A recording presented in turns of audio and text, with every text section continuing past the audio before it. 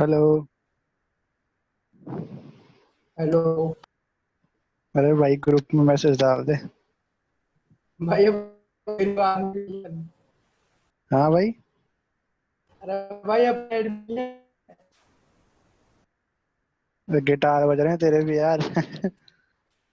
अरे यार अब आज अरे गिटार बज रहे हैं गिटार।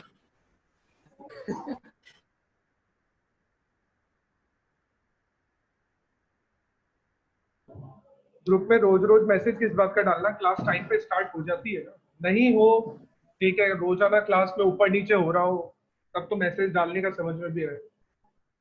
रोज रोज किस बात का मैसेज? छुट्टी है।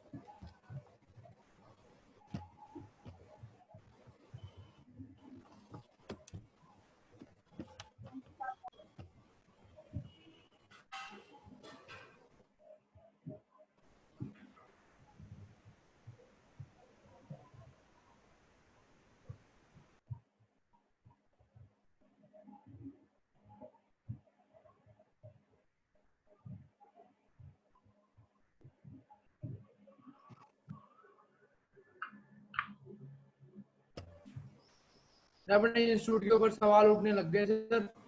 कैसे? सर आप यार स्वप्निल पटनी का वीडियो देखा क्या आपने ट्विटर पे जो नहीं, चल मैंने रहा है अभी देखा। ज्यादा? मैं सीरियसली बताऊं ना, मैं सोशल मीडिया पे किसी को भी फॉलो नहीं करता। अरे वो स्वप्निल अरे वो पाठक नहीं था भाई। अरे भाई वही था, उसने बोला है वीडियो लेक्चर में कि ये क्या करेंगे, इनका सारा काम तो अपन ही कर लें। तो बच्चों ने भी बता दिया फिर कि हमारा इंस्टीट्यूट भी कम नहीं है।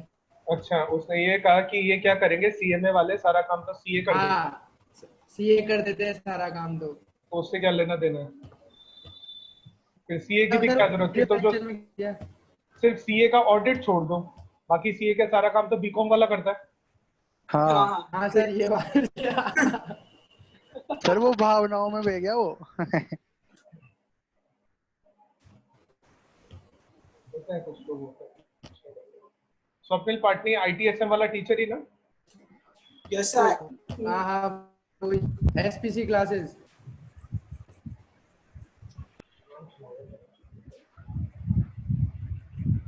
बढ़िया बढ़िया। खूब बेइज्जती हुई है उसकी तो यार। हमने उड़ाई है भाई, खूब डाले उसके। सीएम इंस्टीट्यूट के टीचरों ने खूब उड़ा दी उसकी। खूब उड़ाई है दबा के। बच्चों वीडियो ने डाल उड़ाई डाल है। के। हाँ बच्चों ने भी। आदित्य ने भी।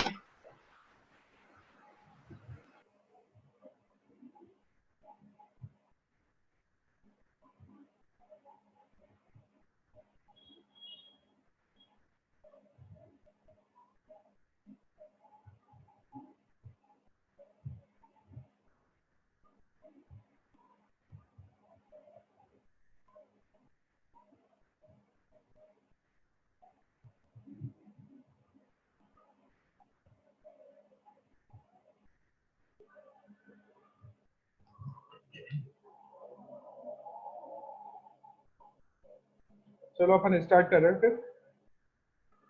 जो नेक्स्ट टॉपिक था वो था core competence and critical success factor.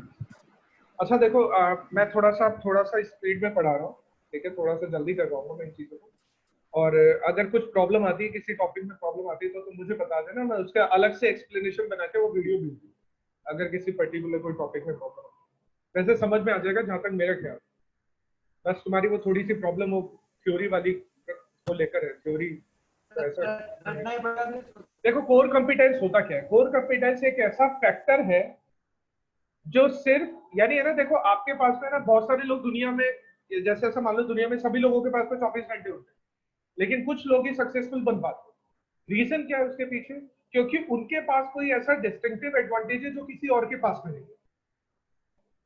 हर एक बंदे के पास, हर एक ऑर्गेनाइजेशन के पास ऐसा कुछ स्पेशल चीज होती है।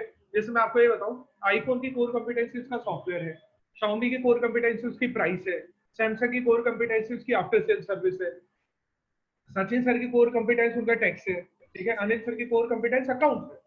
तो यहाँ पर क्या होता है कि हर एक ऑर्गेनाइजेशन के पास, हर एक बंदे के पास ऐसी कोई ना कोई क्वालिटी होती है जो क्वालिटी किसी दूसरे में नहीं होती है। उस क्वालिटी की वजह से वो आदमी या वो ऑर्गेनाइजेशन बाकी अपनी साथ वाली ऑर्गेनाइजेशन से अलग दिखाई देती है। ठीक है, जैसे मेरे को कैमरा खरीदना है जिसपे फोन खरीदना है जिसमें कैमरा अच्छा हो, मैं ओप्पो वीवो की तरफ जाऊंगा। मुझे सॉफ्टवेयर अच्छा चाहिए, मैं एप्पल की तरफ जाऊंगा। ठीक है, मुझे मुझे हार्डवेयर बढ़िया चाहिए, मैं सैमसंग की तरफ जाऊंगा। मुझे प्राइस कम चाहिए, मैं शाओमी की तरफ जाऊंगा। तो यहाँ पर क्या होता है, हर एक ऑर्गेनाइजेशन की अपनी अपनी कोर कॉम्पिटेंस होती है, और कॉम्पिटेंस जो होती है ना वो आपके अंदर रेयरली ही पाई जाती है। बहुत सारी ऑर्गेनाइजेशन है, बहुत सारे काम करिए, जैसे कि आज आपको बताऊं, आप इतना गौर नहीं करते होंगे, लैपटॉप में किसी भी कंपनी की कोर कॉम्पिटेंस बता दो आप, उसकी ये खासियत है, सर आसूस की बैटरी अच्छी होती है, एसर का डिस्प्ले अच्छा होता है। वहां पर इतनी ज्यादा कोर कॉम्पिटेंस है नहीं। रीजन क्या है उसके पीछे? क्योंकि लैपटॉप और पीसी असेंबल किए जाते हैं, आप खुद प्रोड्यूस नहीं करते सारी चीजें। आपने माइक्रोसॉफ्ट से ले लिया, आपने सैमसंग से ले लिया, आपने किंगस्टन से ले लिया, आपने सीगेट की हार्ड डिस्क ले ली, ठीक है, तो आपने बहुत सारी चीजें लेके और उनको असेंबल किया, तो बहुत ज्यादा अलग अलग चीजें नहीं दिखाई देती। चाहे आप एसुस का लैपटॉप खरीदो, चाहे आप डेल खरीदो, चाहे आप एचपी खरीदो, प्राइसेस माइट बी डिफरेंट, है ना, लेकिन उनकी कोई कोर कॉम्पिटेंस नहीं है, कुछ ऐसी चीज अलग नहीं है जो दूसरे लैपटॉप्स में नहीं हो। लेकिन वही तुम बात करो मोबाइल फोन की, तो मोबाइल फोन में हर एक ऑर्गेनाइजेशन का अपना खुद का कोर कॉम्पिटेंस। तो कोर कॉम्पिटेंस क्या होता है? कोर कॉम्पिटेंस ऐसी आपके ऐसा मान लो जैसे इसमें लिखा हुआ है, कोर कॉम्पिटेंस आर एक्टिविटी और प्रोसेस, ऐसी एक्टिविटी ऐसे प्रोसेस जो सिर्फ आपके पास है। जैसे मैंने कल भी एग्जांपल दिया था, मैगी का मसाला उसका कोर कॉम्पिटेंस है, केएफसी का चिकन उसका कोर कॉम्पिटेंस है, इंडिया में मैकडोनल्ड्स की आलू टिक्की उसका कोर कॉम्पिटेंस, ठीक है ना। तो कोर कॉम्पिटेंस वाली बात की जा रही है। पहला है इसमें कुछ कैरेक्टरिस्टिक दे रखे हैं कोर कॉम्पिटेंस के। पहला है provide distinctive advantage for the, दूसरी ऑर्गेनाइजेशन से ज्यादा अलग होने की वजह से, कुछ प्रोडक्ट दूसरी ऑर्गेनाइजेशन से अलग होने की वजह से आपको एक एडवांटेज मिलता है, ठीक है। Difficult for the competitor to initiate, यानी आपके कॉम्पिटिटर को पता नहीं है आपका जो कोर कॉम्पिटेंस है वो किस वजह से। रीजन क्या है उसके पीछे?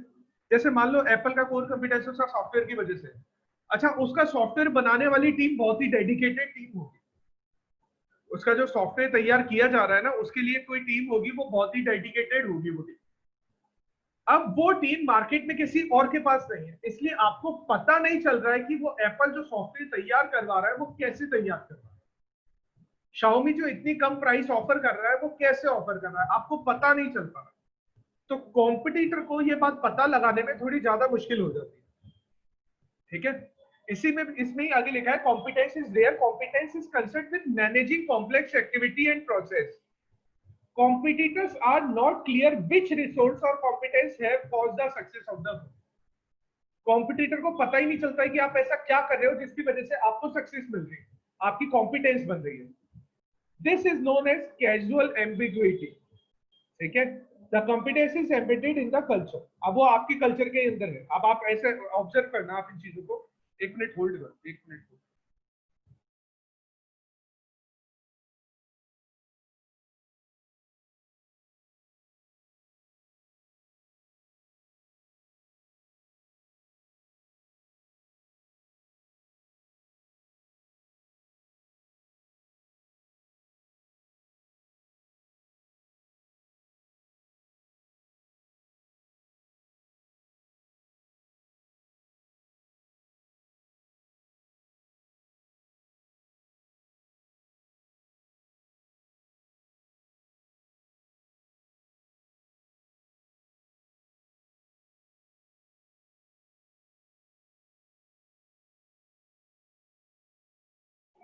तो कॉम्पिटेंस हो गया जो आपकी फर्म के पास है, किसी दूसरे के पास नहीं है, आपको उससे एडवांटेज मिलेगा और कॉम्पिटिटर को उसके बारे में पता नहीं चलता, वो आपकी कल्चर के अंदर ही है।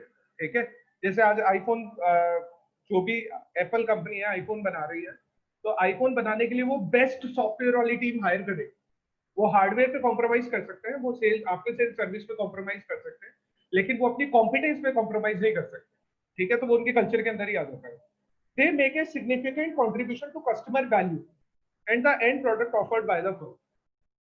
कस्टमर की वैल्यू में सिग्निफिकेंट कंट्रीब्यूशन करता है, मतलब ये है कि कस्टमर को ये पता होता है कॉम्पिटेंस की वजह से, कस्टमर को ये पता होता है कि मान लो कि मुझे ऐसा फोन चाहिए जिसमें कैमरा बढ़िया हो, तो मैं हमेशा ओप्पो वीवो की तरफ जाऊंगा। तो कस्टमर की वैल्यू में सिग्निफिकेंट इंक्रीज, सिग्निफिकेंट कंट्रीब्यूट करती है प्रोडक्ट। ठीक है, उसके अलावा आप अच्छा ये चीज देखना कोर कॉम्पिटेंस के अंदर, जैसे कि आप जो कुछ इंश्योरेंस वगैरह करवाते हैं, तो आप एक इंश्योरेंस करवाओ एक्स कंपनी से, और आप एक इंश्योरेंस करवाओ उस बैंक से या उस ऑर्गेनाइजेशन से जिसमें आप करंटली कुछ ना कुछ कर रहे हो। जैसे मान लो मेरा कोटक बैंक में अकाउंट है और मैं कोटक बैंक से इंश्योरेंस करवाता हूँ, तो वो मेरे को वहां पर कुछ ना कुछ फायदा पहुंचाने की कोशिश करेंगे। ठीक है ना, तो वो क्या करते हैं कि कस्टमर की वैल्यू में थोड़ा सा कंट्रीब्यूट करने की कोशिश करते हैं। कस्टमर की वैल्यू है, जैसे कस्टमर को ऐसा फोन पसंद है जिसमें कैमरा बढ़िया हो, कस्टमर को ऐसा फोन पसंद है जिसमें सिक्योरिटी ज्यादा बढ़िया हो, तो वो उनकी वैल्यू में कंट्रीब्यूट ही करते हैं ऐसे प्रोडक्ट कॉम्पिटेंस की वजह से। They provide access to wide variety of markets. अब देखो मैं तुम्हें एक एग्जांपल देता हूं। सोनी और सैमसंग दो ऑर्गेनाइजेशन हुआ करती थी लैपटॉप मार्केट में किसी टाइम पर। दोनों के लैपटॉप बहुत ही शानदार हुआ करते थे। मैंने आज तक सोनी का जो लैपटॉप था ना वायो सीरीज का, वायो से बेहतर मैंने आज तक कोई लैपटॉप नहीं देखे। आज भी मेरे पास एक लैपटॉप है 10 साल 11 साल पुराना है, लेकिन आज भी वो नए लैपटॉप के साथ कंपटीशन कर सकता है जिसमें ग्राफिक्स कार्ड नहीं हो। तो यहाँ पर क्या है कि वो है ना बहुत अच्छे लैपटॉप्स बनाए करते थे। अब उन्होंने क्या किया कि लैपटॉप उनके अच्छे चल रहे हैं, तो लैपटॉप से रिलेटेड मार्केट ही है इलेक्ट्रॉनिक्स में मोबाइल फोन। तो उन दोनों ने मोबाइल फोन इंडस्ट्री में एंटर किया। अब मोबाइल फोन इंडस्ट्री ज्यादा बड़ी है लैपटॉप से। मोबाइल फोन इंडस्ट्री अच्छा वाइड वैरायटी ऑफ मार्केट उनको मिल रहा है क्योंकि इनके लैपटॉप अच्छे चल रहे हैं, तो डेफिनेटली उनके मोबाइल फोन भी अच्छे चलेंगे। जैसे मान लो बोस के स्पीकर अच्छे चल रहे हैं ना, तो बोस के हेडफोन भी अच्छे चलेंगे। JBL के स्पीकर मार्केट में अच्छे चल रहे हैं, तो उसके हेडफोन भी अच्छे चलेंगे। ठीक है, अगर वो साउंड बूस्टर वगैरह कुछ और लेकर आता है, पार्टी बूस्टर लेकर आता है, तो वो भी बढ़िया चलेगा। तो यहाँ पर क्या है कि आपको एक मार्केट में अगर आप अच्छा परफॉर्म कर रहे हो, तो उसी से सिमिलर दूसरे मार्केट में आपको फायदा मिलता है। दोनों ने ही मोबाइल फोन मार्केट में एंट्री की, दोनों ने ही अच्छे मोबाइल फोन बनाना स्टार्ट किया। धीरे धीरे क्या हुआ, उनको पता लगा कि मोबाइल फोन मार्केट बहुत बड़ा है, लैपटॉप मार्केट से बहुत बड़ा है। तो उन्होंने क्या किया, अपने लैपटॉप डिवीजन को सेल कर दिया। सोनी ने भी अपना लैपटॉप डिवीजन बेच दिया, सैमसंग ने भी अपना लैपटॉप डिवीजन बेच दिया। अब जब वो मार्केट में वापस से आए, वो अपना जब पैसा इकट्ठा करके लेकर आए वापस मोबाइल मार्केट के अंदर, तो बाद में इस चीज का नुकसान हुआ सोनी। वो अलग चीज है, वो कंपटीशन की वजह से नुकसान हुआ क्योंकि सोनी अपनी प्राइसेस बहुत ज्यादा रखता था, अपने प्रोडक्ट की प्राइसेस। उसके वायो के लैपटॉप आते थे ना, मैंने वो 67,000 में खरीदा है वो लैपटॉप, 2010 या 2011 के अंदर खरीदा, एग्जैक्टली याद नहीं है। 67,000 में उस जमाने में मैंने वो लैपटॉप खरीदा था। तो प्राइसेस ज्यादा थी, सोनी ने वही चीज उसमें डाल दी, उसने अपने मोबाइल फोन की प्राइसेस बहुत ज्यादा रखी, तो वो कंपटीशन नहीं कर पाए, वो डिफरेंट चीज है। लेकिन अगर आपके पास में कॉम्पिटेंस है तो आपको बहुत सारे अलग अलग मार्केट अवेलेबल है आपके लिए।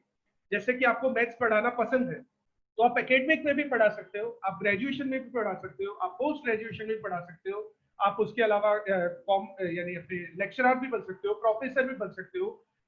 बहुत सारे मार्केट अवेलेबल आपके लिए, बहुत सारे मार्केट अवेलेबल। ठीक है, लेकिन कॉम्पिटेंस होना चाहिए। ठीक है, अच्छा इसके बाद देखो, building core competency is a time consuming and challenging exercise. Competence बनाने में टाइम लगता है। ऐसा नहीं है कि मैं आज कुछ कोडिंग करने लगा और कल मैंने सबसे बेहतरीन कोड तैयार कर दिया। ठीक है, स्टीव जॉब्स से कोडिंग करना स्टार्ट किया था 8 साल से, और उसने सबसे बेहतरीन कोड तैयार किया था 28 ईयर्स से। 20 साल लग गए उसको सबसे बेहतर कोड बनाने के लिए, ऑपरेटिंग सिस्टम। ठीक है ना, तो ऐसा नहीं है कि कॉम्पिटेंस जल्दी से आ जाता है। Competence time consuming process and challenging exercise, और चैलेंजिंग भी है क्योंकि कॉम्पिटेंस होने का मतलब ये है, अगर आप बोल रहे हो कि आपका मैथ्स का कॉम्पिटेंस है, तो इसका मतलब आप बहुत अच्छे मैथमेटिशियन होने चाहिए, अदरवाइज पढ़ाने वाले तो बहुत है लेकिन कॉम्पिटेंस वाले कम है, ठीक है ना। The core competence building process has 3 stages. पहली स्टेज है अपग्रेडिंग और एक्सपेंडिंग द स्किल्स। आप अपनी स्किल्स को हमेशा अपग्रेड करते रहो, ये कंटिन्यूअस प्रोसेस है, कभी नहीं रुकने वाला प्रोसेस। आप हमेशा अपनी स्किल को डेवलप करते रहो। आज मार्क जुकरबर्ग अच्छी कंपनी लेकर बैठा है, आज स्टीव जॉब्स अच्छी कंपनी, चलो स्टीव जॉब्स चला गया छोड़ो, बिल गेट्स अच्छी कंपनी लेकर बैठा है, जेफ बेजोस अच्छी कंपनी लेकर बैठा है, लेकिन आज वो क्या सिर्फ बैठे हैं क्या, वो कुछ काम नहीं करेंगे? नहीं, वो अपनी स्किल्स को लगातार डेवलप करते रहते हैं। मार्क जुकरबर्ग आज भी कोडिंग कर रहा होता है, ऐसा नहीं है वो बैठा है बस ऑफिस के अंदर और घूम फिर के आ जाता है दुनिया भर के। वो आज भी अपने ऑफिस में बैठकर कोडिंग कर रहा होता है और अपनी स्किल्स को बेहतर कर रहा होता है। दूसरा है लर्निंग टू परफॉर्म, ठीक है। आप परफॉर्म करने के लिए लर्न करो, आप बेहतर परफॉर्म करने के लिए लगातार सीखते हो। जैसे कि आपने जो लर्निंग कर्व थ्योरी है वो पढ़ा होगा। आप एक ही एक काम को बार बार करते जाओगे ना, तो आपके अंदर एक्सपीरियंस आता जाएगा, आपके अंदर नॉलेज आती जाएगी, आपके अंदर स्किल डेवलप होती जाएगी, आप उस काम को ज्यादा एफिशिएंट तरीके से कर पाओगे फ्यूचर के अंदर। तो पहली चीज है आप अपनी स्किल्स को हमेशा अपग्रेड करो, दूसरी चीज है परफॉर्म करना सीखो, और तीसरी चीज है अपनी परफॉर्मेंस को शार्प करो, बेहतर बनाओ दूसरों से। आपने पहले बहुत सारे अलग अलग टीचर से पढ़ा होगा, लेकिन आपको कोई एक दो टीचर्स ही सबसे ज्यादा पसंद आए होंगे। रीजन क्या है उसके पीछे? वो टीचर्स बाकी सब लोगों से डिफरेंट, पढ़ाते सब टीचर्स है, ठीक है। अच्छा, हो सकता है सब टीचर्स अच्छा भी पढ़ाते हैं, ऐसा नहीं है कि कोई टीचर खराब पढ़ाता है, वो हमारे पे प्रॉब्लम हो जाती है कि हमें कुछ सब्जेक्ट पसंद आते हैं, कुछ सब्जेक्ट पसंद नहीं आते। पढ़ाते सब टीचर्स हैं, लेकिन कोई एक या दो टीचर होते हैं जिनको, या कोई 1 या 2% होते हैं जिनको आप आइडियल मानते हैं। तो वो क्या होता है, वो इस वजह से आइडियल होते हैं, वो इस वजह से अच्छे होते हैं क्योंकि वो बाकी लोगों से अलग होते हैं। तो आपको कोर कंपिटेंस भी बाकी लोगों से अलग करती है, लेकिन उसके लिए आपको आपकी परफॉर्मेंस को शार्प करते रहना पड़ेगा, ठीक है। अच्छा, ये तो हो गया कोर कंपिटेंस। उसके बाद है क्रिटिकल सक्सेस फैक्टर। ऑर्गेनाइजेशन की सक्सेस में कौन कौन से फैक्टर क्रिटिकल है? ऑर्गेनाइजेशन की सक्सेस में 3 क्रिटिकल फैक्टर्स होते हैं। मैं सिर्फ अंडरलाइन बता रहा हूं एक बार, ऑर्गेनाइजेशन की सक्सेस में कौन कौन से 3 फैक्टर्स क्रिटिकल होते हैं। देखो मैं हाईलाइट करके बता देता हूं। एक तो है कस्टमर्स, एक है कंपटीशन, और एक है कॉर्पोरेशन। एक ऑर्गेनाइजेशन की सक्सेस में 3 क्रिटिकल फैक्टर्स होते हैं, 3C बोलते हैं इनको, ओहेम 3C, ठीक है। ओहेम ने दी थी ये थ्योरी, तो ओहेम 3C बोलते हैं। सबसे जरूरी चीज है आपके कस्टमर, दूसरे आपके कॉम्पिटिटर्स, और तीसरी आपकी खुद की ऑर्गेनाइजेशन। तो कस्टमर में क्या चीज देखते हो आप? हु आर द कस्टमर, हमारे कस्टमर कौन है? Who are the potential customer. जैसे आज कोई सीपीटी पढ़ा रहा है, तो सीपीटी पढ़ने वाले उसके पास स्टूडेंट होंगे, तो वो उसके आज के करंट कस्टमर्स हैं। पोटेंशियल कस्टमर्स कौन है? जो अभी 12th क्लास में पढ़ रहे हैं, वो उन पर भी ध्यान देगा क्योंकि उनको कन्वर्ट करना है सीपीटी के। Are there any segments? बिल्कुल, 12th क्लास के बाद बहुत सारे अलग अलग सेगमेंट खुलते हैं। आप बीबीए कर सकते हो, आप बीकॉम कर सकते हो, आप प्रोफेशनल कर सकते हो, प्रोफेशनल भी अलग अलग सेगमेंट है, आप एलएलबी कर सकते हो, तो अलग अलग सेगमेंट है आपके पास। Why customer buy from us? आपके पास ही कस्टमर क्यों आए सामान खरीद? आपके अंदर ऐसी क्या खासियत है, ठीक है। तो अपन जब तुम देखना, जब ब्रोशर वगैरह बनाए जाते हैं ना, तो उसमें बहुत बड़ा चढ़ाकर लिखा जाता है 10 साल का एक्सपीरियंस है, 5000 बच्चे पढ़ा चुके हैं। वो क्यों लिखा जाता है? वो इसीलिए लिखा जाता है ताकि आपके पास कस्टमर आए, ताकि हमको पता, कस्टमर को ऐसा लगे कि आप में बहुत ज्यादा स्किल्स है, आप में बहुत ज्यादा एक्सपीरियंस है, आप में बहुत ज्यादा नॉलेज है। तो हाँ, थर्ड वाले का क्या मतलब हुआ? Are there any segments? Segments होने का मतलब ये है, मैंने तुम्हें अभी बताया, आपके कस्टमर, जो पोटेंशियल कस्टमर आने वाले हैं ना आपके पास, उनके पास बहुत सारे ऑप्शंस अवेलेबल होते हैं। तो आप ये देखना, एक चीज बताता हूं, कॉमर्स का इंस्टीट्यूट है ना, वो कोशिश ये करेगा कि वो सारे सेगमेंट रन करे। वो बीकॉम भी चलाए, वो सीए भी चलाए, वो सीएस भी चलाए, वो सीए में भी चलाए, ताकि आप किसी पोटेंशियल कस्टमर को नहीं छोड़ो। लेकिन आप एक पर्टिकुलर प्रोडक्ट पर ही ध्यान दे रहे हो। जैसे आप बैंकिंग में देखो, बैंक सारे काम करता है, एफडी भी करता है, आरडी भी करता है, सेविंग अकाउंट भी करता है, और अपना कौन सा अकाउंट होता है, करंट अकाउंट भी करता है, Current नंबर account. भी रखता है, सब चीजें करता है बैंक, सारे काम करता है। क्यों करता है? ताकि किसी कस्टमर को आपकी बैंक के सर्विसेज छोड़कर किसी दूसरे बैंक के पास नहीं जाना पड़े। तो अगर कोई अलग अलग तरह के सेगमेंट है ना, तो आप कोशिश ये करोगे कि आप ही सारे सेगमेंट रखें। अच्छा, आपने ये देखा है क्या, जैसे आप ये देखो, अभी टू व्हीलर्स की बात करते हैं, तो टू व्हीलर्स में 2-3 सेगमेंट कर देते हैं अपन कर देते हैं इकोनॉमिक, फिर थोड़ा सा प्रीमियम कर देते हैं, और एक अपन कर देते हैं स्पोर्ट्स कर देते हैं, तीसरा सेगमेंट ऐसा कर देते हैं, है ना। कोई भी ऐसी ऑर्गेनाइजेशन बताओ टू व्हीलर बनाने वाली जिसमें तीनों सेगमेंट्स के व्हीकल नहीं है। कार्स बनाने के लिए कार्स की बात करते हैं, ठीक है, इकोनॉमिक कर देते हैं, इकोनॉमिक में भी हैचबैक कर देते हैं, सिडान कर देते हैं, 2 कार्स कर देते हैं अपन, हैचबैक कर देते हैं, सिडान कर देते हैं। एक भी ऐसी ऑर्गेनाइजेशन बताओ जिसमें सिर्फ हैचबैक ही और सिडान नहीं है, या एक भी ऐसी ऑर्गेनाइजेशन बताओ जिसमें सिर्फ सिडान है और हैचबैक।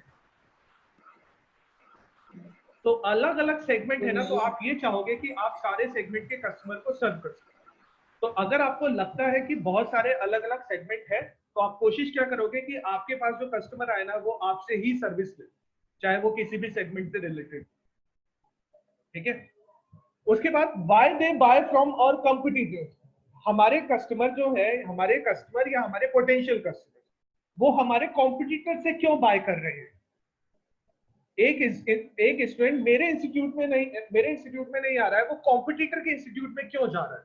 आपको इस चीज पर भी ध्यान देना पड़ेगा, ठीक है। हो सकता है वहां पर कुछ ज्यादा बेहतर सर्विसेज दी जा रही है, तो आपको भी अपने आप को इंप्रूव करना पड़ेगा। उसके बाद दूसरा है कंपटीशन। दूसरा क्रिटिकल फैक्टर है सक्सेस का, competition. Who are the main competitors. आपके बड़े कॉम्पिटिटर कौन कौन, आपको यहां पर समझना पड़ेगा, ठीक है।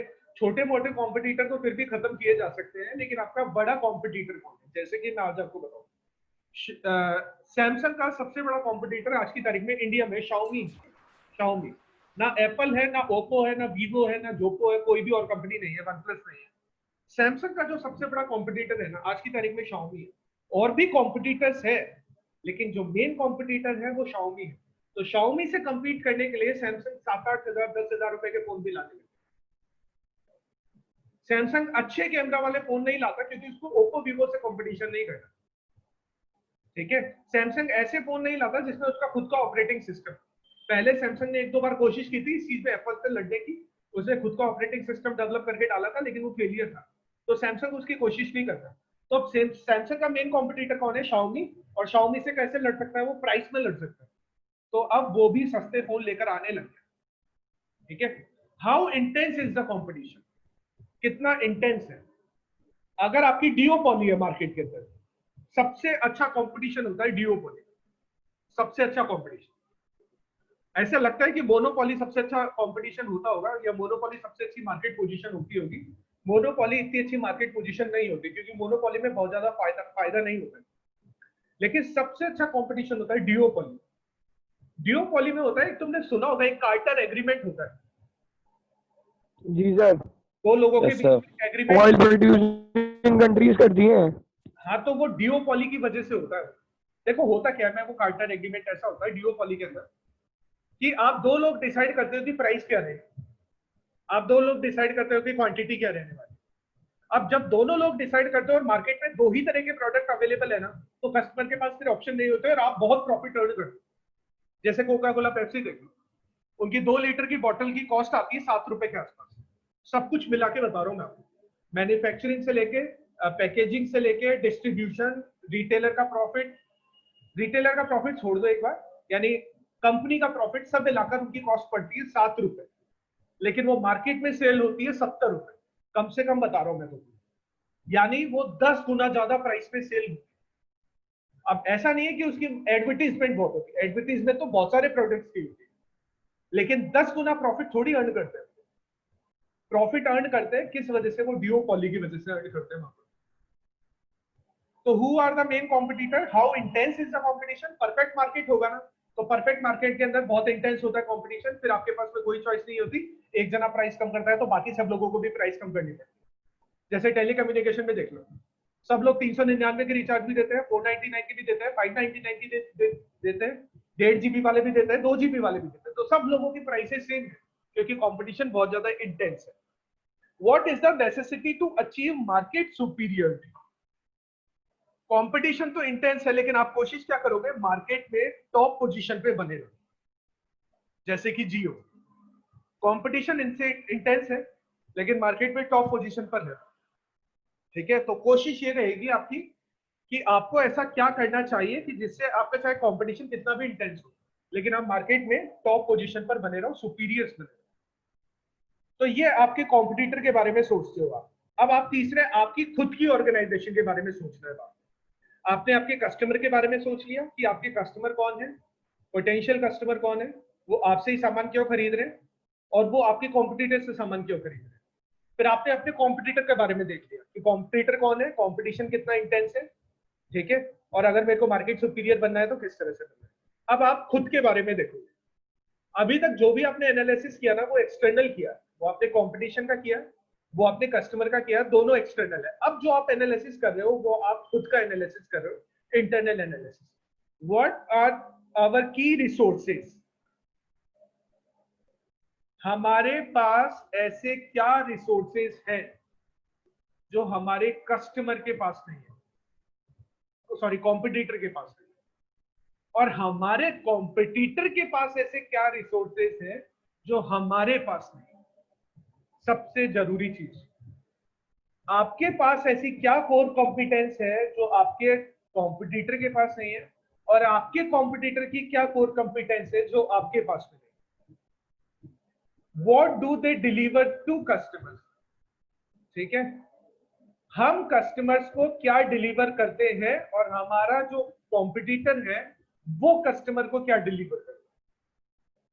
जैसे बहुत सारे इंस्टीट्यूट ऐसे होते हैं ना जो एक पर्टिकुलर सब्जेक्ट, आज तो ये खत्म हो गया ट्रेंड, बाकी आज से 10-12 साल पहले है ना ऐसा ट्रेंड चला करता था, एक सब्जेक्ट के लिए एक इंस्टीट्यूट। सर CFS का फुल फॉर्म क्या है, मैं भूल गई। Critical success factor. Okay sir, thank you sir. पहले ऐसा हुआ करता था, एक सब्जेक्ट को पढ़ाने के लिए एक टीचर हुआ करता था, एक इंस्टीट्यूट हुआ करता था, ठीक है। तो वहां पर क्या था कि उन्हें पता होता था कि हम तो पढ़ा रहे हैं, जैसे सचिन सर पढ़ा रहे होते थे DT-IDT, अनिल सर पढ़ा रहे होते थे अकाउंट्स, और एक ऋषि कर्णावत सर है वो पढ़ा रहे होते थे FM। तो इनका ये होता था कि हम अपने कस्टमर को क्या दे रहे हैं और दूसरा बंदा हमारे अपने कस्टमर को क्या डिलीवर कर रहे हैं। अब आपको क्या किया, कुछ ऑर्गेनाइजेशंस निकली, जैसे मित्तल कॉमर्स क्लासेस निकला, जैसे कि विद्यासागर निकला, तो उन्होंने इस प्रॉब्लम को ओवरकम किया। कैसे ओवरकम किया कि आपको एक सब्जेक्ट पढ़ने के लिए अलग अलग टीचर्स के पास जाने की जरूरत नहीं, आप हमारे पास आ जाओ, आपको एक ही फ्लोर के नीचे आपको सारे सब्जेक्ट की इंफॉर्मेशन दी जाएगी और सारे सब्जेक्ट पढ़ाए जाएंगे। तो वो आज ट्रेंड चेंज हो गया। सचिन सर से कभी बात करना, सचिन सर CA में पहले सिर्फ और सिर्फ DT-IDT पढ़ाया करते थे, लेकिन आज वही CMA के अंदर वो सारे सब्जेक्ट पढ़ाए, क्योंकि कस्टमर का ट्रेंड चेंज है ना, तो आपकी अपनी ऑर्गेनाइजेशन को भी चेंज करना पड़ेगा उस ट्रेंड के according. How does the company compare cost, technological skills, organisational ability and marketing with its rivals?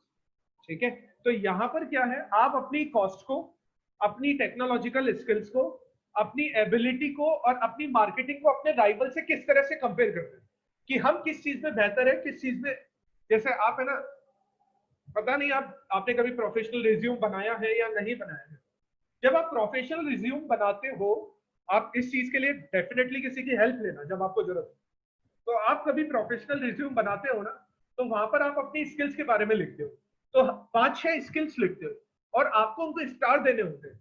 इस स्किल में मैं 3 स्टार हूँ, इस स्किल में मैं 5 स्टार हूँ, इस स्किल में 4 स्टार हूँ, इस स्किल में 4.5 स्टार हूँ। इस तरह से आपको अपने आप को स्टार देने पड़ते हैं। तो वही चीज यहाँ पर बात की जा रही है, आप कॉस्ट में बेहतर है या नहीं है, आप टेक्नोलॉजिकल स्किल्स में बेहतर है या नहीं है अपने राइवल से, आपकी एबिलिटीज आपके राइवल से बेहतर है या नहीं है, आपकी मार्केटिंग आपके राइवल से बेहतर है या नहीं है, ये आपको यहाँ पर स्टडी करनी पड़ती है।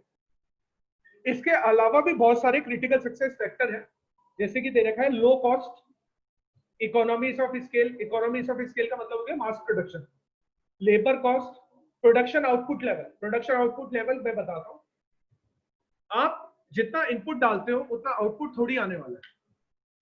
आप जितना इनपुट डालते हो, मान लो आपने 100 केजी इनपुट डाला तो आपका आउटपुट 100 केजी थोड़ी आएगा। मान लो आपका आउटपुट आया 95 केजी। अगर इस आउटपुट को आप बेहतर कर सकते, लेकिन इस आउटपुट को बेहतर करने के लिए आपको क्या करना पड़ेगा, मटेरियल अच्छी क्वालिटी का यूज करना पड़ेगा। आउटपुट को अगर आपको बेहतर करना है तो मटेरियल अच्छी क्वालिटी का यूज करना पड़ेगा। ठीक है, तो मटेरियल अच्छी क्वालिटी का यूज करने की वजह से जो आपका आउटपुट है वो इंक्रीज हो जाएगा, और आपका यही आउटपुट लेवल इंक्रीज होना आपका सक्सेस फैक्टर है। उसके बाद दे रखा है क्वालिटी ऑपरेशन। ठीक है, innovative abilities, labour management relationship, technologies and copyright, technology copyright and skills, ये आपके और अदर क्रिटिकल फैक्टर्स 3 मेन है, कस्टमर, कंपटीशन एंड कॉर्पोरेशन। उसके अलावा अदर है, वापस से एक बार देख लेते हैं।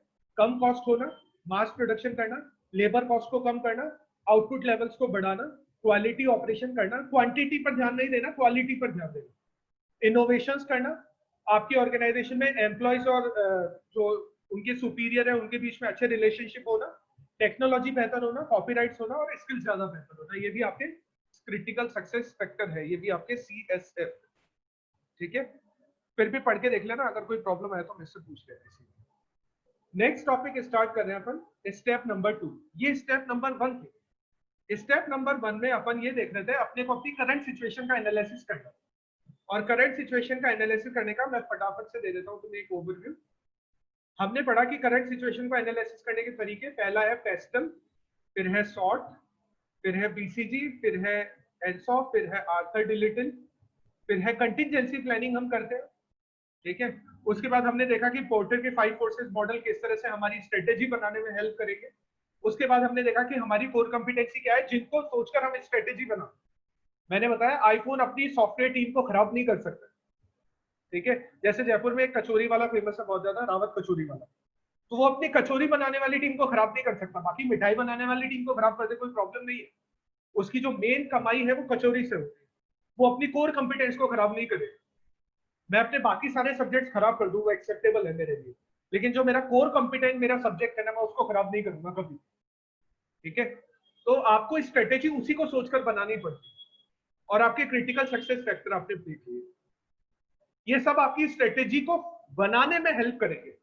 आप इनका एनालिसिस करके ही आप स्ट्रेटेजी बना सकते हो। तो आपने क्या किया, फर्स्ट स्टेप के अंदर करंट सिचुएशन का एनालिसिस कर लिया। करंट सिचुएशन का एनालिसिस करने के बाद में अब आपको फ्यूचर का एनालिसिस करना। तो फ्यूचर के लिए आपको बनाना है विजन, मिशन या ऑब्जेक्टिव। अच्छा, तीनों ही फ्यूचर के लिए प्लानिंग है, विजन भी फ्यूचर प्लानिंग है, मिशन भी फ्यूचर प्लानिंग है, एंड ऑब्जेक्टिव भी फ्यूचर प्लानिंग। लेकिन बस एक माइनर सा डिफरेंस है, विजन जो फ्यूचर प्लानिंग है वो लॉन्ग टर्म के लिए होती है, अगले 5 से 10 साल में हम क्या करने वाले हैं। मिशन जो फ्यूचर की प्लानिंग है वो मॉडरेट टर्म के लिए होती है, यानी 1 साल में हम क्या करने वाले हैं लगभग।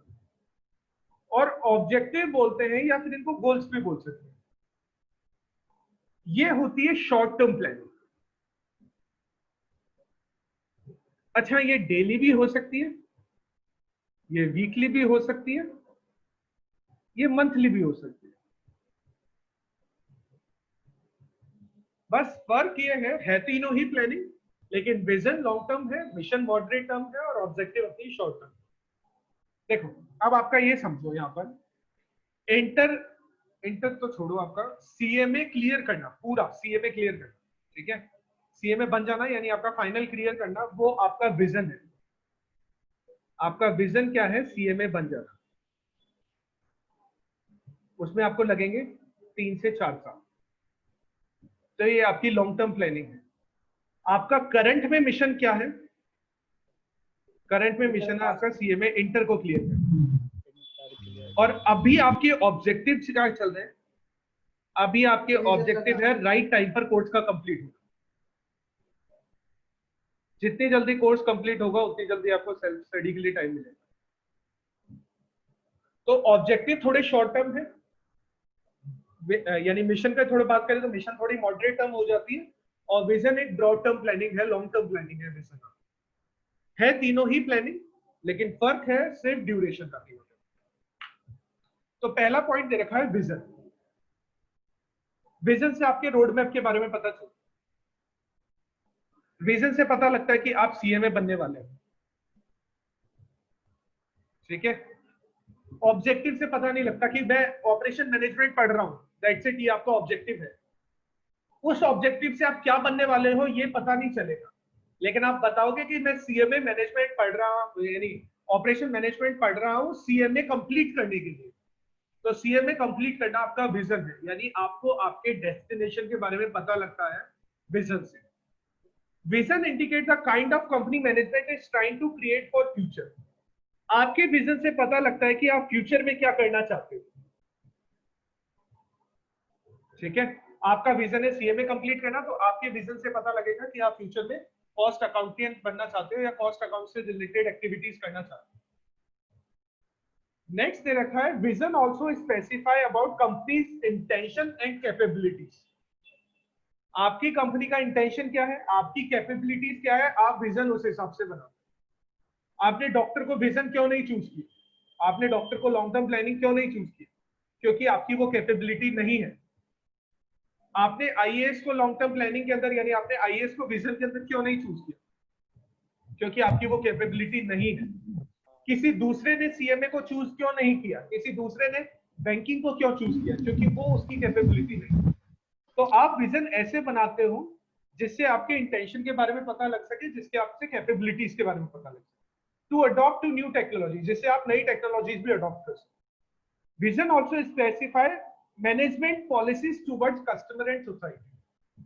आप सीएमए बनके क्या करना चाहते हो, ठीक है। आप अपने सोसाइटी के लिए क्या करना चाहते हो, आप अपनी फैमिली के लिए क्या करना चाहते हो। तो यहाँ पर तो ये एक पर्टिकुलर पर्सन की बात होगी, लेकिन वही ऑर्गेनाइजेशन की बात करें तो ऑर्गेनाइजेशन अपने कस्टमर के लिए क्या करना चाहती है, ऑर्गेनाइजेशन अपनी सोसाइटी के लिए क्या करना चाहती है, वो विजन के अंदर आता है। जैसे कि आप विजन देखना, ज्यादातर ऑर्गेनाइजेशन का विजन उनके जो ऑर्गेनाइजेशन का ब्रांड नेम होता है, उनका लोगो होता है, उसी के अंदर वो विजन छुपा होता है। बहुत सारी ऑर्गेनाइजेशन आप देखना, आप बहुत सारे, पता नहीं आपने यूट्यूब वीडियोस भी देखे होंगे कि इस लोगो का मतलब क्या है, इस ऑर्गेनाइजेशन के इस लोगो का मतलब क्या है। अमेजन का जैसे लोगो है तो A to Z पर स्माइल का साइन आता है उसमें, है ना, देखा होगा ना ये तो। Yes sir. वहाँ पे सारे साइन आता है कि A to Z सारे डिलीवर प्रोडक्ट हम डिलीवर करते हैं विद स्माइल। तो ये सब चीजें वहां पर पता लगती है आपको। उसके लोगो के अंदर उनका विजन छुपा होता है, उसके जो टैगलाइन होती है उसके अंदर उसका विजन छुपा होता है, ठीक है ना। तो यहाँ पर क्या है, विजन आपको रोड मैप बताता है, आपकी फ्यूचर के बारे में बताता है, आपकी इंटेंशन, आपकी कैपेबिलिटीज के बारे में बताता है, और विजन आपकी पॉलिसीज के बारे में बताता है कस्टमर के लिए और सोसाइटी के लिए। विजन के 3 मेन एलिमेंट्स होते हैं, वही 3 मेन एलिमेंट्स जो स्ट्रेटेजी के होते हैं, क्योंकि स्ट्रेटेजी भी लॉन्ग टर्म प्लानिंग है तो विजन भी लॉन्ग टर्म प्लानिंग है। पहला एलिमेंट है who we are and where are we now, यानी हमारी करंट सिचुएशन का एनालिसिस। दूसरा स्टेटमेंट है वेयर आर वी गोइंग, हम कहां जा रहे हैं, मतलब फ्यूचर का एनालिसिस। 2 चीजें हैं विजन के अंदर, यानी प्लानिंग के अंदर 2 चीजें, आप कहां पर हैं और आप कहां पर जा रहे हैं। और तीसरी और सबसे इंपॉर्टेंट चीज, vision should be clear and committed. आप जो भी विजन बना रहे हो वो क्लियर होना चाहिए, उसके लिए आप कमिटेड होने चाहिए, ठीक है। आज आप पढ़ाई नहीं कर रहे हो, आप सोच रहे हो कि ठीक है एग्जाम आगे किसकेंगे, सोच रहे हैं, बहुत सारे स्टूडेंट सोच रहे हैं एग्जाम आगे किसकेंगे, अभी का पढ़ाई करने की इतनी ज्यादा जरूरत नहीं है, तो आपके अंदर वो कमिटमेंट नहीं है विजन के। जिन लोगों में विजन के लिए कमिटमेंट होता है वो वेरी फर्स्ट टाइम में क्लियर करके, अच्छी परसेंटेज से क्लियर करके और फाइनल के अंदर चले जाएंगे। और जो लोग कमिटेड नहीं होंगे उस पे 2 ऑप्शंस होते हैं, या तो वो गिल्ट पढ़ के क्लियर होंगे, यानी परसेंटेज 50-52 के आसपास ही बनेगी, बहुत ज्यादा परसेंटेज नहीं बनेगी, या फिर वो छोड़ देंगे। छोड़ने का मतलब फर्स्ट ग्रुप छोड़ देंगे, सेकंड ग्रुप छोड़ देंगे, क्योंकि कमिटमेंट नहीं है। कमिटमेंट होना बहुत जरूरी है आपके विजन के लिए, क्योंकि जब तक आप डेस्टिनेशन के लिए कमिटेड नहीं हो रहा, हाँ सर बोलो बोलो बोलो, सुन रहा हूँ। वैसे किसकेंगे क्या आगे? नहीं, सर जून वाले भी नहीं? जून वाले तो सितंबर में हो रहे हैं ना। सितंबर में? Okay sir. सितंबर का भी कोई भरोसा नहीं है, वो सब चीजें हैं, तो तुम्हारा विजन उससे थोड़ी इफेक्ट होता है। नहीं सर। मेरा विजन अभी है ना, अभी मैं तुम्हें बता रहा हूँ, मेरे को एग्जाम देना था जून में, मेरा कोर्स कंप्लीट हो गया था फरवरी के अंदर, मेरे पास फरवरी से जून तक का टाइम था। मैंने फरवरी में पढ़ाई करना स्टार्ट किया, मार्च में पढ़ाई करना स्टार्ट किया, मार्च में लॉकडाउन हो गया। अब मार्च में लॉकडाउन हो गया तो अब पता लगा कि लॉकडाउन हो गया, 1 महीना चला, 2 महीना चला, मेरे से घर बैठ के पढ़ाई नहीं की जा रही है, न्यूज आ गई कि एग्जाम आगे पोस्टपोन होने वाले हैं, मेरी पढ़ाई वहीं पर रुक जाएगी। क्यों रुक जानी चाहिए? अगर मेरी पढ़ाई वहीं पर रुक जाती ना तो मतलब मेरे में कमिटमेंट नहीं है। तुम्हें क्या लगता है कि स्टीव जॉब्स बस बैठा होगा, उसके दिमाग में एक कोड आया होगा और उसने बना दिया होगा? बिल गेट्स बस बैठा होगा, उसके दिमाग में कोड आया होगा, उसने बना दिया होगा? नहीं सर। है ना? रामानुजन ने सबसे मुश्किल मैथमेटिक्स लिखी है, पता है तुम्हें? यस इसको सर। अपन ट्रिगो बोलते हैं, ट्रिग्नोमेट्री। तो उसने बस ऐसे ही बना दिया होगा क्या? ऐसे ही कोई साइन थीटा कॉस थीटा लिख के ऐसे ही टाइम पास करके बना दिया होगा? बोला ये लो ट्रिग्नोमेट्री हो गई अपनी।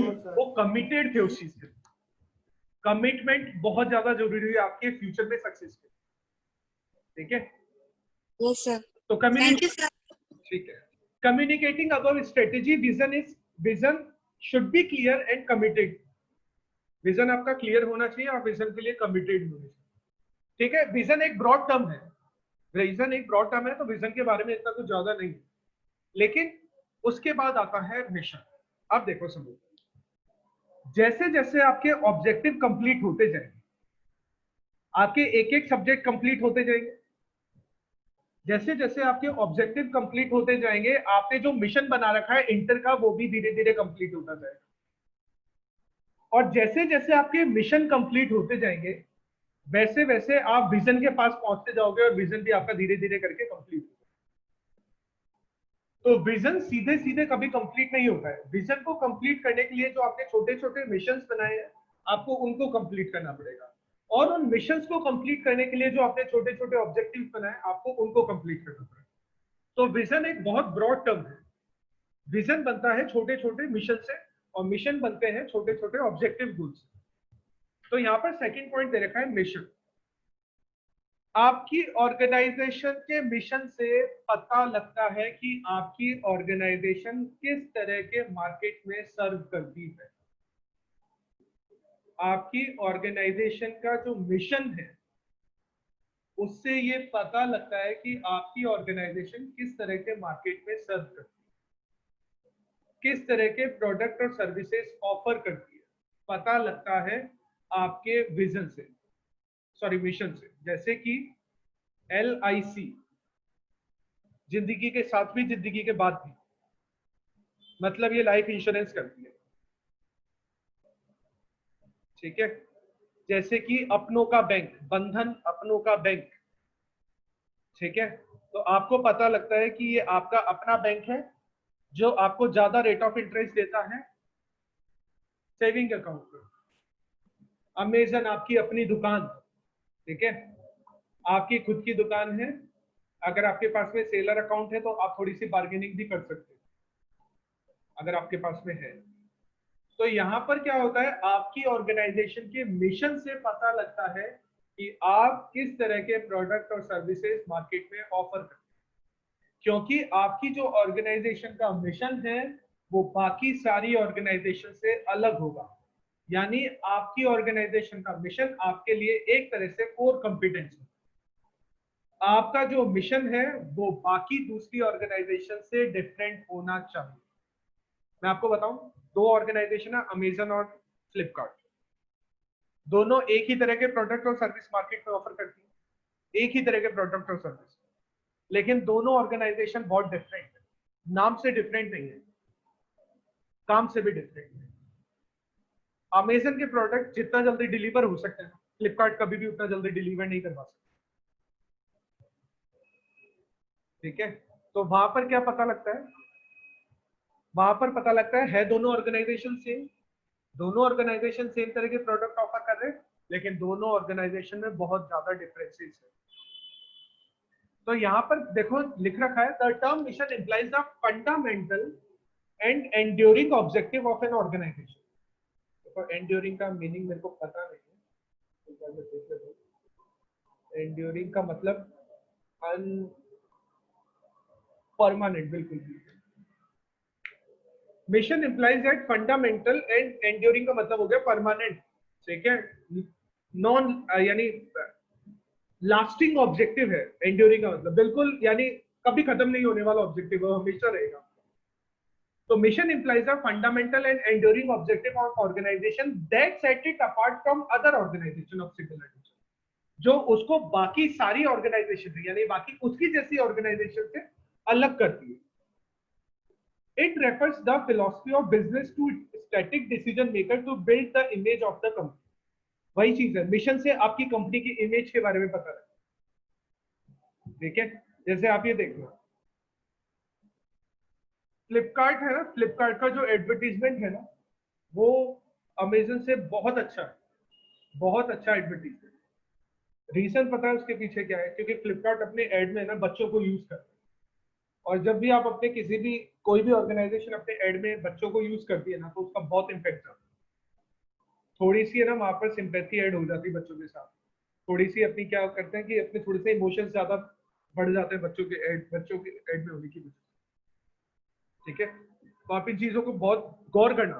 तो उनका मिशन है कि थोड़ा सा मार्केट को थोड़ा सा इमोशनल करके, क्योंकि इंडियन इमोशनल होते हैं थोड़े से, तो मार्केट को थोड़ा इमोशनल तरीके से क्रैक किया जाए, मार्केट को थोड़ा सा इमोशनल तरीके से क्रैक किया जाए। तो वहां पर क्या हो गया, उनका वो कंपनी की इमेज हो गई जिससे वो बाकी दूसरी ऑर्गेनाइजेशन से अलग दिखाई देती, ठीक है। मैकडोनल्ड्स के एड में भी बच्चे दिखाए जाते हैं, जबकि मैं मैकडोनल्ड्स जाता हूँ ना अपने फ्रेंड्स के साथ में, मैंने बहुत ही रेयरली बच्चे देखे होते हैं, ज्यादातर तो कपल से बैठे होते हैं। लेकिन उनका क्या है कि आपको एडवर्टीजमेंट करना है, थोड़ी सी सिंपैथी गेन करनी है बच्चों के नाम से, और आपको कस्टमर को आपकी ऑर्गेनाइजेशन के अंदर बुलाना है, यानी आपको फुटबॉल करवाना है अपनी ऑर्गेनाइजेशन, ठीक है। जॉनसन बेबी कितना ही लगा लो तुम शैम्पू, ऑयल, क्रीम वगैरह, बच्चे इतने कभी फ्लफी नहीं होते जितने उनके एड में होते हैं फ्लफी, ठीक है। लेकिन बस वही चीज है, ऐसे फ्लफी बच्चे दिखाकर आपको प्रोडक्ट सेल कर दे। लेकिन ये क्या है, उनके कंपनी का प्रोडक्ट सेल करने का नेचर, वो इसी तरह से अपने प्रोडक्ट को सेल करता है, ठीक है। आप देखते हो फ्लिपकार्ट फैशन सेल का एड आता है कि है ना 6000 में मैंने 3 सफारी सूट लिए या कुछ भी लिया, 3 सफारी सूट। मैंने आज से कभी 3 सफारी सूट नहीं देखे 6000 और वो भी ब्रांडेड। लेकिन वो ऐड करने का तरीका है ताकि आप उनके प्लेटफॉर्म पर पहुंचो। तो यहाँ पर क्या है, मिशन क्या काम करता है, आपकी ऑर्गेनाइजेशन को दूसरी ऑर्गेनाइजेशन से अलग करने का काम करता है और आपकी इमेज और आपकी ऑर्गेनाइजेशन की इमेज बनाता है। The corporate mission highlight the organisation self concept. अब सेल्फ कंसेप्ट समझो, आपकी ऑर्गेनाइजेशन क्या कर रही है, ये आपके मिशन में होगा। आपकी ऑर्गेनाइजेशन आपके लिए यानी कस्टमर के लिए क्या कर रही है। कंपनी का मिशन कभी भी ये नहीं होता कि आपकी ऑर्गेनाइजेशन कॉम्पिटिटर से किस तरह से अलग है। कॉर्पोरेट मिशन की बात कर रहा हूं, आपकी ऑर्गेनाइजेशन कस्टमर के लिए क्या कर रही है, वो आपका सेल्फ कंसेप्ट है, ठीक है। आपने किसी दूसरे से वो कॉपी नहीं किया है, आपका खुद का कंसेप्ट है। And indicates the nature of product और सर्विसेज टू बी ऑफर्ड और रेंडर्ड, और किस तरह के प्रोडक्ट और सर्विस ऑफर किए जा रहे हैं, रेंडर किए जा रहे हैं कस्टमर की रिक्वायरमेंट को फुलफिल करने के लिए, ये आपके मिशन से पता लगता है। तो देखो मिशन के अंदर क्या क्या चीजें इंक्लूड होती है। Definition of product and services, आप किस तरह के प्रोडक्ट सर्विस ऑफर करते हो, किस तरह की टेक्नोलॉजी यूज करते हो, किस तरह के मार्केट में आप ऑफलाइन, ऑनलाइन, इंटरनेशनल, एमएनसी, किस तरह के मार्केट में आप अपने प्रोडक्ट ऑफर करते हो। कस्टमर की नीड रिक्वायरमेंट, आपके प्रोडक्ट के लिए कस्टमर की नीड रिक्वायरमेंट क्या क्या रहती है, और आपकी कॉम्पिटेंसीज क्या है। आप अपनी ऑर्गेनाइजेशन को बाकी दूसरी ऑर्गेनाइजेशन से किस तरह से अलग करते हो, ये आपकी कॉम्पिटेंसी है, ठीक है। उसके बाद नेक्स्ट है formulation of organisational mission. Organisation का मिशन किस तरह से बनाया जाता है। तो ऑर्गेनाइजेशन का मिशन जो बनाया जाता है ना, उनमें कुछ चीजों को ध्यान रखा जाता है। पहला, it should be based on existing capabilities. Mission ऐसा होना चाहिए जिसको आप करने में कैपेबल हो। It should follow the long term strategy principle. Mission ऐसे होने चाहिए जिससे आप विजन को कंप्लीट कर सकें। लॉन्ग टर्म स्ट्रेटेजी हो गई vision. Profit making should not be only mission of organisation. Organisation का मिशन केवल प्रॉफिट मेकिंग नहीं होना चाहिए, ऑर्गेनाइजेशन का मिशन होना चाहिए वेल्थ मेकिंग। ठीक है, सिर्फ पैसे कमाने से काम नहीं चलेगा, कस्टमर की सेटिस्फेक्शन भी चाहिए। ठीक है, मान लो आज मैंने कोई एसी परचेज किया और वो एसी डिफेक्टिव निकला, जो डिफेक्टिव निकल सकता है क्योंकि कोई भी ऑर्गेनाइजेशन ऐसा नहीं होता कि 100% परफेक्ट आउटपुट है। तो मैंने एक सैमसंग का एसी खरीदा, वो डिफेक्टिव निकला, मैंने सैमसंग वालों से बातचीत की, यानी सैमसंग के जो डीलर थे या उनके कस्टमर केयर से उनसे बातचीत की और उन्होंने मेरा एसी चेंज नहीं किया, तो मैंने वो उठा के कोर्ट में केस कर दिया। अब कोर्ट में केस करने से मैं जीत जाऊंगा कि डेफिनेट है? सैमसंग चाइना तो मेरे को जीतने नहीं दे, मैं कितना पैसा लगा सकता हूँ, उससे 100 गुना ज्यादा सैमसंग लगा सकता है आराम से। सैमसंग चाइना वो मेरे को कोर्ट में जीतने नहीं दे, लेकिन वो आपको जीतने देता है, क्योंकि उससे हो सकता है कि अगर नहीं जीतने देना तो उसको फायदा है, उसको पैसे एक्स्ट्रा देने नहीं पड़ेंगे, आपको नया एसी नहीं देना पड़ेगा, लेकिन उससे कस्टमर बेस खराब होता है, उसके कस्टमर टूटते हैं। उसका अगर एक कस्टमर जाता है तो उसका पोटेंशियल कस्टमर भी जाता है जो आगे फ्यूचर में बनने वाला है। तो वो क्या करते हैं, वो सिर्फ प्रॉफिट मेकिंग पे ध्यान नहीं देते, वो वेल्थ मेकिंग पे ध्यान देते, वो अपनी गुडविल बनाने पर भी ध्यान देते। It should be logical extension of existing business capabilities. वही चीज है, मिशन ऐसे होने चाहिए जो लॉजिकल हो, इलॉजिकल मिशन नहीं बनाने चाहिए। जैसे कि मान लो कि मैं आज कोई ऑर्गेनाइजेशन रन कर रहा हूँ जो कुरियर कंपनी है, तो मैं ये नहीं बोलूंगा कि 5 साल बाद हम ऐसा मिशन बना रहे हैं कि 5 साल बाद हम कुरियर कर सकते हैं चांद पर, हम डिलीवर कर सकते हैं चांद पर। अब चांद पर कोई मंगाने वाला हो तो हो, तब डिलीवर करेंगे ना।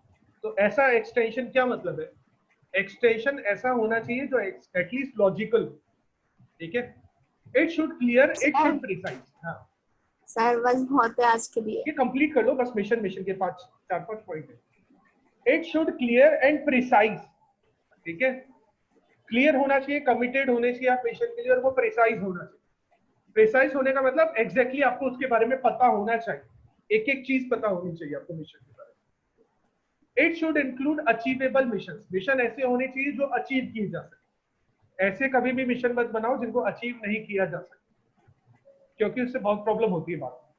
It should be stated in form that it becomes the motivating force of every member in organization. Mission ऐसे बनाओ जो ऑर्गेनाइजेशन में सारे लोगों को मोटिवेट कर सके। Mission statement once form shall be communicated to every member of organisation. जब आप मिशन बनाओ तो आपको ऑर्गेनाइजेशन में सभी लोगों को बताना पड़ेगा मिशन के बारे में, ताकि ऑर्गेनाइजेशन में सभी लोग उसको लेकर डिसीजन ले सके, मिशन को देखकर खुद अपने हिसाब से डिसीजन ले सके। जैसे कि आज सचिन सर बोलते हैं कि हमारी ऑर्गेनाइजेशन का मिशन है कि 6 महीने में हमें कोर्स कंप्लीट करवाना, लेकिन उन्होंने किसी को बताया नहीं, तो मैं अपना कोर्स चलाए जा रहा हूँ, 7 महीने हो गए, 8 महीने हो गए, 10 महीने हो गए, मैं अपना कोर्स चलाए जा रहा हूँ। अगर उनको मिशन टाइम पे कंप्लीट करवाना है या मिशन कंप्लीट करवाना है ना, तो ऑर्गेनाइजेशन में सभी लोगों को बताना चाहिए। It should include interest of customer and society. Mission ऐसा होना चाहिए जो कस्टमर के लिए फायदेमंद, जो सोसाइटी के लिए फायदेमंद। ठीक है, जिसमें कस्टमर का इंटरेस्ट, जिसमें सोसाइटी का इंटरेस्ट, ऐसा मिशन होना चाहिए। ठीक है, तो चलो इतना ही करते हैं। तो तुम लोग ये पढ़कर देखना, अगर कोई प्रॉब्लम आती है तो फिर अपन कल डिस्कस करें। Okay sir. सर ये लास्ट थर्ड वाला पॉइंट बताना एक बार। कौन सा last? Last third last. Mission ऐसा होना चाहिए जो आपके ऑर्गेनाइजेशन में सभी लोगों को मोटिवेट कर सके। ठीक है, ऐसे मिशन बंद बनाओ जिससे डीमोटिवेशन ऑर्गेनाइजेशन में लोगों को काम करने की इच्छा नहीं। ऐसे मिशन बनाओ जो चैलेंजिंग हो, जो आपके ऑर्गेनाइजेशन में सभी लोग उसके लिए काम कर सके मोटिवेशन से। Okay sir. हाँ बोलो और कुछ। सर बट ये मिशन में क्यों है, तो ऑब्जेक्टिव में भी आ सकता है। बिल्कुल, मैंने क्या कहा, तीनों ही चीजें प्लानिंग होती है। अगर तुम ऑब्जेक्टिव पढ़ोगे ना, आगे मैंने अभी पढ़ाया नहीं है, तो ऑब्जेक्टिव पढ़ोगे ना तो ऑब्जेक्टिव भी पढ़ो। Should be challenging, should be concrete, should be specific, should motivate people, should be measurable, should be controllable. Mission जैसे ही है ये सब चीज। फर्क तीनों ही एक ही चीज है, विजन, मिशन, ऑब्जेक्टिव, तीनों ही प्लानिंग है। बस फर्क सिर्फ इतना सा है, एक लॉन्ग टर्म है, एक शॉर्ट टर्म है, एक मॉडरेट टर्म, और कोई फर्क नहीं है। ठीक है, चलो फिर कल पढ़ते हैं बात। Bye sir, thank you. Thank you sir. Thank you sir. कल